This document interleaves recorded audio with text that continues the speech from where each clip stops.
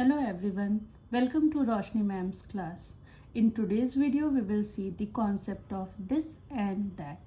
इस वीडियो में मैं आपको this और that का कॉन्सेप्ट बच्चों को कैसे समझाना है वो बताऊंगी.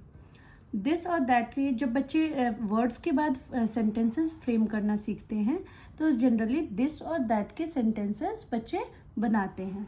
तो सबसे पहले हमें बच्चों को बताना है कि दिस हम कब यूज़ करते हैं और दैट कब यूज़ करते हैं. पहली चीज़ कि जब कोई भी ऑब्जेक्ट जिसके बारे में बच्चा बात कर रहा है वो अगर सिंगुलर है, सिंगुलर बच्चों को समझ नहीं आएगा तो हम सीधा बोलेंगे उनको कि वन है. अगर कोई ट्री है, सिंगल ट्री है, एक ट्री है, वन ट्री है, तब हम जो है दिस का यूज़ करते हैं. और वो ट्री क्या होना चाहिए? नियर होना चाहिए. नियर, पास में होना चाहिए. जब कोई चीज़ पास में है और सिंगल है, एक है, तब हम क्या यूज़ करते हैं? दिस यूज़ करते हैं. और जब कोई एक चीज़ सिंगल है लेकिन वो ऑब्जेक्ट दूर है तब हम यूज़ करते हैं दैट का. ओके, तो हमें बच्चों को ये बताना है कि जब कोई ऑब्जेक्ट नियर है मतलब पास है तो दिस का यूज़ करना है, और जब कोई ऑब्जेक्ट दूर है यानी कि फार है तो हम दैट का यूज़ करेंगे. नियर और फार का जो कॉन्सेप्ट होता है वो बच्चे प्री नंबर कॉन्सेप्ट में सीखते हैं, तो नियर और फार वो समझ जाते हैं. नहीं भी समझते तो हम उन्हें बताएंगे नियर मतलब पास और फार मतलब दूर. तो ये दो कॉन्सेप्ट है कि नियर में दिस का यूज़ करना है और फार में दैट का यूज़ करना है. और ये जो एरो है, ये लंबी एरो जो है ये फार डिनोट करेगी, और ये जो शॉर्ट एरो है, ये छोटी वाली, ये जो है नियर को डिनोट करेगी. Okay, and this and that कभी भी यूज़ होता है सिंगल ऑब्जेक्ट के लिए.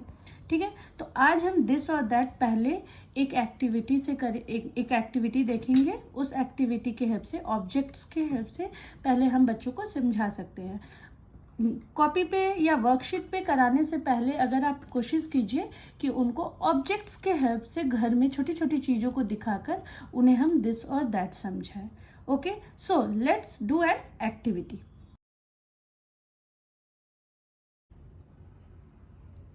सपोज यहाँ पे बच्चा बैठा है और हम एक कोई भी टॉय, बच्चों का ही टॉय ले लेंगे ताकि बच्चों को इसमें इंटरेस्ट भी आए.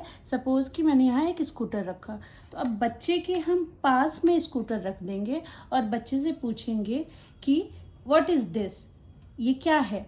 या फिर बच्चे से पूछेंगे कि इसके लिए आप इंग्लिश में सेंटेंस फ्रेम करो.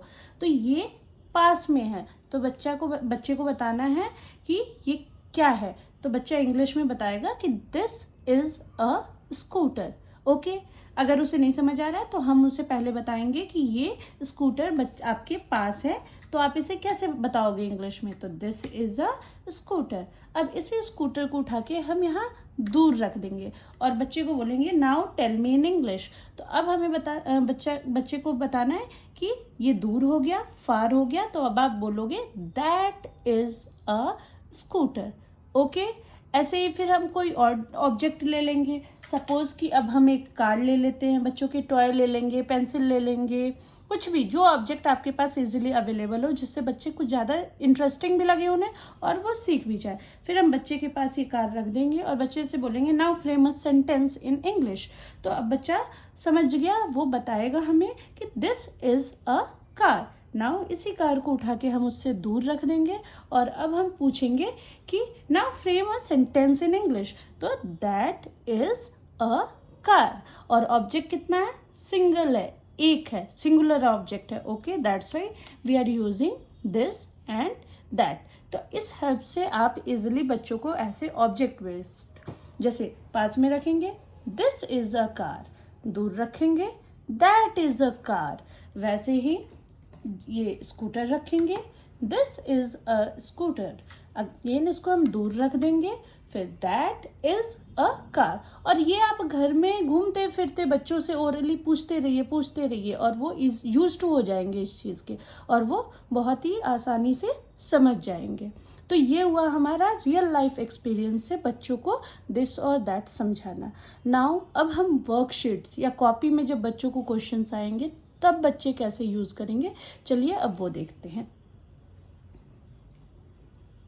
नाउ अब हम जब बच्चों को क्वेश्चन कराएंगे तो केजी के बच्चों को जनरली जो क्वेश्चंस आते हैं दिस और दैट का यूज करना वो इस तरीके से होता है। पहले हम दिस का देखते हैं। मैंने अभी थोड़ी देर पहले बताया था कि ये जो है स्मॉल एरो मतलब दिस, और जो लॉन्ग एरो होते हैं वो दैट के लिए यूज होते हैं। तो स्मॉल एरो देखिए है यहाँ पे, तो क्या होगा, डैश इज अ बॉल, तो ये पास में है, नियर है, तो हम क्या लिखवाएंगे बच्चे से, यहाँ बच्चे को क्या बताएंगे, पास में है, तो दिस आएगा यहाँ पे। Okay, now dash is a cup, this is a cup. Dash is an umbrella, this is an umbrella. अच्छा, एक बात और है कि हमें ये भी बताना है बच्चों के साथ कि दिस और दैट के साथ हमेशा इज का यूज होता है। ओके, और अभी देखिए यहाँ पे हमने अभी जो बताया कि a ball, a cup, an umbrella, तो यहाँ पे हमारा वॉवल्स भी यूज होगा। जैसे कि जो भी ऑब्जेक्ट है उस ऑब्जेक्ट का इनिशियल लेटर, बच्चे ने अगर वॉवल्स पहले पढ़ लिया है तो उसको ए और एन का भी पता है, तो वो इजिली अब बता पाएगा कि अम्ब्रेला होगा तो यू है, वॉवल है तो एन। अगर कप है सी, फर्स्ट लेटर और इनिशियल लेटर इज सी, तो हम ए का यूज करेंगे। ओके, तो ये वाले कॉन्सेप्ट से अब बच्चे इजिली इसमें सेंटेंस, सिंपल सेंटेंस फ्रेम करने में दिस इज, दैट इज, और ए और एन कब लगेगा ये बच्चे को हमें बताना है कि ऑब्जेक्ट का इनिशियल लेटर चेक करिए, क्योंकि दिस और दैट से पहले बच्चे वॉवेल्स का कॉन्सेप्ट समझ गए होते हैं। Okay, now dash is a tree, तो ट्री टी है तो यहाँ पे ए दिया गया है, ठीक है। और फिर ये एक चीज और, अभी मैंने आपको बताया कि यहाँ पे ये एरो है, बट किसी किसी वर्कशीट में या स्कूल में बच्चे को जब देते हैं तो दिस को रिप्रेजेंट ऐसे भी करते हैं, ब्लैंक से जस्ट पहले। तो ये दो रिप्रेजेंटेशन दिस की होती है कॉपी में केजी क्लास के बच्चों के लिए। तो हमें ये दोनों ही बता देना है कि अगर बच्चा क्लास में खुद से कभी कर रहा है तो उसको बताओ कि अगर ये ऐसे है ब्लैंक से पहले तब भी दिस है, और स्मॉल एरो है तब भी दिस है। तो यहाँ पे ये ब्लैंक से पहले पास में है ट्री, तो this is a tree. Now Apple, तो दिस इज एन एप्पल, ए तो वॉवल हो गया, एन आ गया, ठीक है। तो ऐसे हम दिस पहले करा देंगे, कुछ क्वेश्चंस उनकी प्रैक्टिस करा देंगे। Now we will see the concept of that. Now that के लिए लॉन्ग एरो, दूर दिखाना है हमें, far. So dash is an ice cream, तो आइसक्रीम कहाँ है, फार, तो क्या आ जाएगा, that. Now dash is a candy, where is the candy, candy is far, so that will come. Now dash is a kite, where is the kite, kite is far, so here that will come. Again, dash is a car, where is the car, car is far, so that will come. ऐसे करके पहले हम this के कुछ questions practice कराएंगे, फिर that के कुछ क्वेश्चंस प्रैक्टिस कराएंगे, फिर बच्चे जो है थोड़ा समझ आ जाएगा, उनकी कॉन्सेप्ट क्लियर हो जाएगी बच्चों की, तब हम उन्हें मिक्स्ड वर्कशीट देंगे और वहां पे बच्चे इजिली आइडेंटिफाई करके बता पाएंगे कहाँ दिस का यूज करना है और कहाँ दैट का यूज करना है। और दूसरी चीज आप देख रहे होंगे कि सारे में सिंगल ऑब्जेक्ट्स ड्रॉ किए गए हैं, तो ये भी चीज बच्चे को हमें बार बार बताते रहना है कि दिस और दैट ऑलवेज यूज करते हैं जब सिंगल ऑब्जेक्ट होता है, एक ऑब्जेक्ट होता है। Okay, now we will see the mixed worksheet. Now इसमें हम देख रहे हैं कि कुछ क्वेश्चंस फार वाले हैं और कुछ क्वेश्चंस नियर वाले हैं। तो जैसे dash is a pot, where is the pot, far, तो यहाँ पे क्या आना चाहिए, now the child will tell that. Now dash is a fish, small arrow, where is the fish, near, so this will come. Again dash is an apple, where is the apple, near, पास में है, तो this.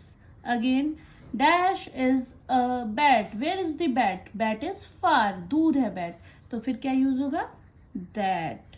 Dash is a ball, where is the ball, ball is far, दूर है, तो क्या use करेंगे, that.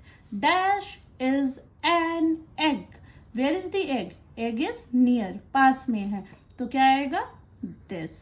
ऐसे करके हम मिक्स्ड वर्कशीट्स भी बच्चों को करा सकते हैं। आप चाहे तो खुद से वर्कशीट प्रिपेयर कर लें, ऑनलाइन भी वर्कशीट्स अवेलेबल होती है, वहां से भी प्रिंट निकाल के बच्चों को कुछ प्रिंट आउट्स निकाल के कुछ क्वेश्चंस प्रैक्टिस करा लें, तो ये बच्चों की कॉन्सेप्ट्स को और क्लियर कर देगा। और बाकी आप डेली बेसिस पे बच्चों को रिवाइज ओरली घर में छोटी छोटी ऑब्जेक्ट्स को दिखा के करा सकते हैं।